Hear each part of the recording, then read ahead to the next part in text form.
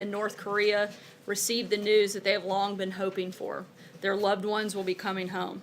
The president views this as a positive gesture and a step in the right direction from the North Korean leader. However, total denuclearization will remain the top priority. The president, joined by the First Lady, looks forward to welcoming Secretary Pompeo and these three brave Americans back to the United States early tomorrow morning at Andrews Air Force Base. This will be a proud moment for all of America. As you all know, CIA Acting Director Gina Haspel appeared before the Senate Intelligence Committee today. She was introduced by two former members, Democrat Evan Bayh and Republican Saxby Chambliss. Mr. Bayh, a former senator and governor of Indiana, noted that she is without question the most qualified person ever nominated for the position. Mr. Chambliss, a former vice chairman of the committee, said he cannot name the last time so many former intelligence professionals agreed on a single nominee. And in her opening statement, Acting Director Haspel outlined what she is focused on to better position the CIA for tactical and strategic success and to accomplish its mission.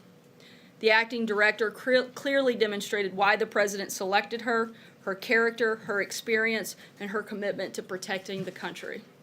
She is the right person to lead the CIA, and the Senate should confirm her. Because the president is traveling tomorrow and we won't have a briefing, I'm going to take advantage of this opportunity to wish my daughter, Scarlett, who will be 6 tomorrow, a happy birthday. And with that, I will take your questions. Jeff. Sarah, you mentioned the CIA director nominee. Gina Haspel said today that if the president asked her to do anything, to restart the interrogation program that the CIA was criticized for, that she would not do that. Is that something that the president would ever ask? I'm not aware of any request by the president to the past CIA director or what we hope to be the new CIA director very soon. May I ask you one more question, Sarah, just on a separate subject, following up on the Iran announcement yesterday from the president. The Europeans are working hard now to keep that deal alive despite the United States being pulled out.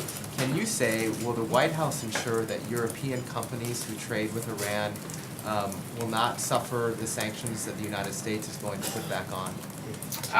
The sanctions that were in place prior to the deal will go back into place, but for the specifics, I know there's a wind down period for specifics on any particular company. I would refer you to the Department of Treasury. So. Thanks, Sarah. The president today on Twitter suggested stripping journalists of their press credentials. Is that a line that as press secretary you would be willing to cross? I'm standing up in front of you right now taking your questions. I think a number of you have mentioned both off air or on air, in private, and a number of other occasions that this is one of the most accessible White Houses. We're very committed to a free press, and I think that we demonstrate that every single day, not only by me being up here and taking your questions as I'm doing right now. The president did it just a couple of hours ago and has made multiple sets of remarks and will be in front of the press later tonight as well. How is the suggestion of taking American journalists' press credentials away advocating for a free press in this country? That those two do not go together. The fact that I'm standing here taking questions, the fact that the president took questions from your colleagues just 2 hours ago demonstrates this White House's commitment to accessibility and to providing information to the American public. At the same time, the press has a responsibility to put out accurate information. Just yesterday, the New York Times accused the Secretary of State for being AWOL. When he was flying across the globe to bring 3 Americans home. That is an outrageous claim. Just earlier this week, the Washington Post accused the First Lady of not living in the White House. That outrageous claim was then repeated again in this room. We are here, we are taking questions, we are doing everything we can to provide regular and constant information to the American people, and there is a responsibility by you guys to provide accurate information. And we're going to continue to try to work with you as I'm doing right here, right now, and as the president did just a couple of hours ago. You know, John. we wouldn't be able to ask those questions without those credentials in this room? I'm sorry? We wouldn't be able to ask these questions that you're here to answer without these And credentials. you are, so you're clearly sitting right here asking them right now, John. Let me ask you this question, Sarah. The confidential financial records of Michael Cohen's company, Essential Consultants, were made public, prompting the Treasury Department's Office of the Inspector General to launch an investigation as to how that happened. But among the records were payments from AT&T to a person very close to the president at a time when AT&T was looking for government approval of a proposed merger with Time Warner. There were also payments of over $1 million from Novartis Pharmaceuticals at a time that the president was talking about doing something to bring down the cost of pharmaceuticals. Is the president concerned about any aspect of what we've learned in the last 24 hours? As you know, due to the complications of the different components of this investigation, I would refer you to the president's outside counsel to address those concerns. Is the president concerned that major corporations were giving money to somebody very close to him at a time when they had business before the federal government? I haven't heard the president express any specific concerns about that. Steve? Sarah, do you believe that Michael Cohen was ever in any way qualified to provide insights into this administration? I'm not going to get into somebody else's qualifications. That's something that an independent company that hires an individual would have to make that determination, not me. Let me ask you this, because we know is that Michael Cohen received millions of dollars, apparently peddling the insights that he said he could provide into this administration to America's largest corporations. Is the president in any way embarrassed or ashamed of that? Because it seems to be the definition of swampy behavior that we value. I think that would be up to those individuals who make the decision to hire someone. Just the same way that the companies that you work for make the decision to determine whether or not they think that you're qualified to serve in a position. That's the decision of an independent company and has nothing to do with the White House. Margaret. Thanks, Sarah. I'm happy to take the answer from the private counsel also, but I've made efforts and haven't been able to, so I'll pose it publicly, and if you can address it, I appreciate it. Do you know whether Mr. Cohen ever approached the White House as a representative of any of those companies, whether the president was aware of the payments, or whether he was aware that Mr. Cohen was marketing himself that way? I'm not aware, and again, I would refer you to the outside counsel. Kristen. Thank you, Sarah. The president promised to drain the swamp, so does he feel?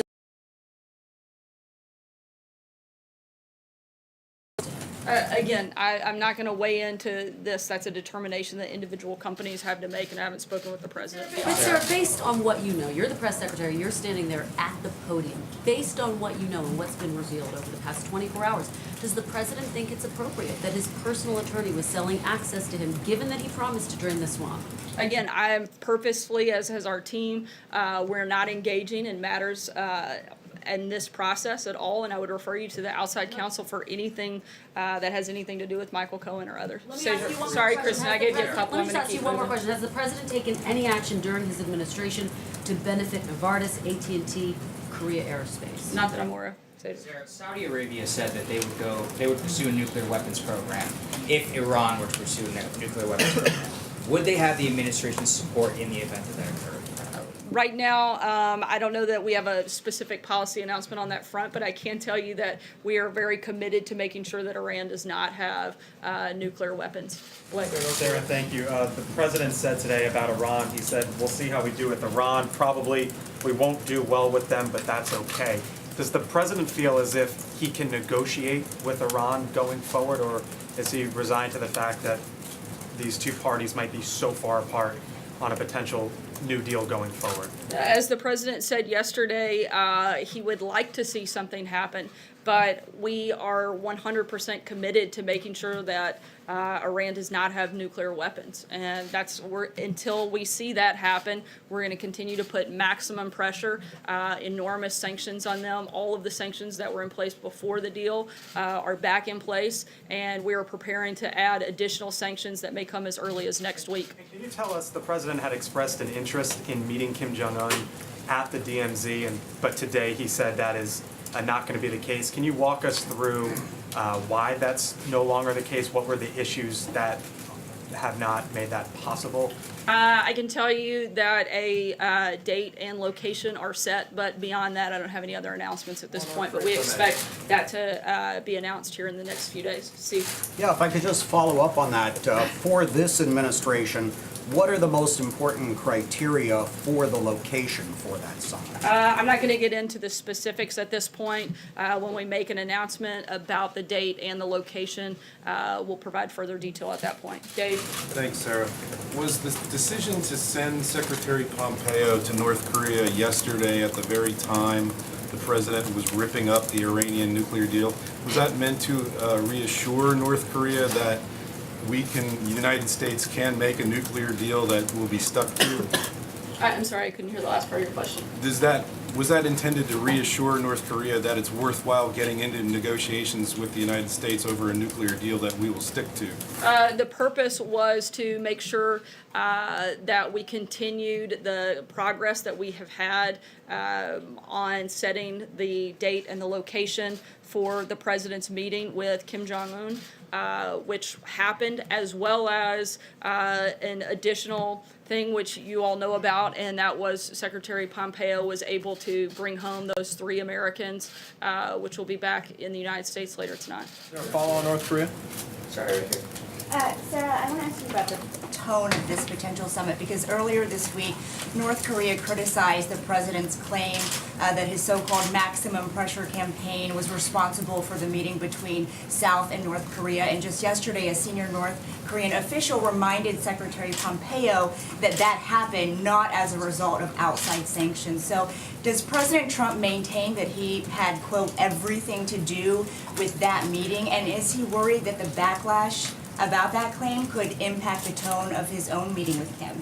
The president has talked about certainly that the maximum pressure campaign has worked. We have seen North Korea make progress since that campaign started, but the president has also been very clear that some of that success is due to our allies and our partners, particularly both President Moon, Prime Minister Abe, and President Xi, and their role in helping put pressure on North Korea, and they have all played a big role in the maximum pressure campaign. But a lot of that is due to the fact that the president has spent time developing relationships with those individuals, and they've collectively been able to put pressure on North Korea. And can I ask you another question about the 3 detainees? Can you give us any details about how and when they were informed they were coming home, their immediate reaction? And if nothing else, their families, how they found out, and whether the president has spoken to any of them directly? I know that there has been a number of different points of outreach from the administration starting early this morning to contact the families. In terms of other details, I don't have that for you right now, but we'll be happy to provide it as we have it. Jordan? Thanks, Sarah. There were reports this morning that NAFTA negotiations had hit a snag over autos. Is the White House now pessimistic it will reach a deal on NAFTA by the end of this month? We're going to continue to push forward in those negotiations, but as the president has said, he wants to make sure that we get the right deal, but I don't have any announcements on it yet. How do you handicap the chances of a deal? I'm not a gambler, so I'm not gonna throw out wild percentages here, but we're gonna continue in that process. John? Yeah. Thank you, Sarah. For a long time, you and the president and other administration spokesmen have been saying there will be an infrastructure bill. In fact, you were saying it before Scarlett's last birthday when you corrected me on her name. That's a pretty good memory, John. But you nailed it this time, so. Right, got it right. And on Capitol Hill and in business, people doubt that they will see any kind of bill see the light of day. And they point out that you could say maybe the $20 billion in the appropriations bill that deals with infrastructure or the reauthorization of measures such as the FAA could count as infrastructure legislation. Aside from the concatenation of things in other bills, will there be an infrastructure bill, yes or no? Ever, or are you talking about by the? I don't know that there will be one by the end of this year. Certainly, the administration, as you mentioned, secured some funding for infrastructure projects. We also laid out priorities that we wanted to see in an infrastructure legislation package. We're going to continue to look at ways to improve the nation's infrastructure, but in terms of a specific piece of legislation, I'm not aware that that'll happen by the end of the year. Phil?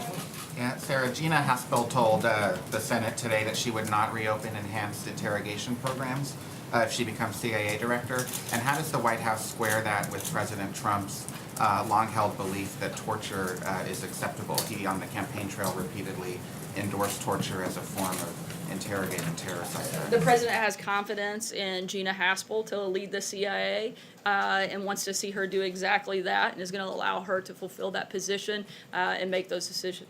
Sarah, just to follow up on that, does the president still believe that torture works, as he said during the campaign? You know, honestly, I haven't had a conversation with him about that recently. And if I could follow up on the questions about these payments regarding Mr. Cohen, you said that you're not able to answer these questions here in the briefing, that you'd refer us to as outside counsel. Could you possibly work on an arrangement where perhaps Mr. Giuliani or somebody who could speak on behalf of the president from a legal standpoint, could they come into this briefing room and answer these questions so we're not on a daily basis trying in vain to ask you about all of these legal troubles facing the president? Could you do that for us? Mr. Giuliani's not an employee of the White House, but I'm happy to encourage him. I know he's done a number of interviews with several of you. I'm sure he'd be happy to do a few more. Just to follow up on that, Sarah, don't you think that, don't you think the public has a right to get some answers about these questions? If there are payments coming from Russian connected entities or Russian individuals connected to the Kremlin through a shell company that is controlled by Mr. Cohen to pay off whoever, doesn't the American people have a right to have some information about that? And I think there are appropriate venues and channels in which to do that, and I've encouraged you to reach out to them to do exactly what you just outlined. Thank you, Sarah. On North Korea, before he was a national security advisor, John Bolton was critical of the Obama administration for sending Bill Clinton to negotiate the release of American detainees in 2009. Did the national security advisor raise any reservations at all about the current negotiations? And can you talk about what circumstances are different now than they were in 2009 to make it more appropriate? I'm not aware of any thing that he raised. Also, to be clear, the purpose of Secretary Pompeo's trip was to negotiate and discuss the upcoming meeting between President Trump and the leader of North Korea. Can I ask another question on DACA? Can you explain what the president's views are on the discharge petition and efforts by some Republicans to force a vote on DACA? We've been clear what our position is. We laid out several months ago what we wanted to see happen. We'd still like to see that happen, and we'd love to see a piece of legislation that includes all four of the principles and the pillars that the president outlined. Charlie? Hey, Sarah. At his most recent campaign rally in Michigan, the president mentioned that the unemployment rate was so low that we could bring in more guest workers under H-2B visas. I'm curious whether the president is concerned about wages not rising as quickly if that eventually takes place. I'm not aware of any concerns on that front. Francesca? Thank you, Sarah. Yesterday, Hillary Clinton, John Kerry, and former President Barack Obama all weighed in on the president's Iran decision. A sampling of what they said: John Kerry was, it weakens our security, breaks America's word, isolates us from our European allies. Former President Obama said that called for principled, fact-based, and unifying leadership that can best secure our country. And then Hillary Clinton said our credibility is shot, and they called it a mistake. What is the president's response to them, and what does the White House think about those former Obama administration officials commenting on this and the appropriateness of that? I think based on each of those individuals' lack of success in this entire process on foreign affairs, they would probably be the last three people that we would look to for advice and counsel and whether or not we had made the right decision. I'll take one last question. Does the president still have confidence in Rudy Giuliani? Yes, he thinks he's done a fine job. Last question, Andrew. Thank you. I have two questions, if you will indulge me. First, I want to take us back to one of the president's tweets from earlier this week when he referred to the 13 angry Democrats running the Russia investigation. Setting aside the fact that Robert Mueller is a Republican, is the president aware that federal law prohibits discrimination in hiring based on political affiliations? And how does he believe that political affiliation should be taken into account when hiring prosecutors, regardless of this law? We've been fully cooperative with the special counsel. We're going to continue to be. Beyond that, I don't have anything to add on that front. And my second question, thank you.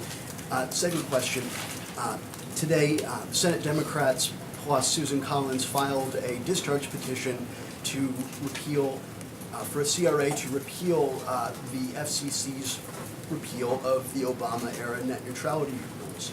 The president signed 15 CRAs. Would he sign this as a 16th? We'll keep you posted when we have a specific policy announcement on that front. Thanks so much, guys. We'll see you later tonight. Sarah, happy birthday to your daughter.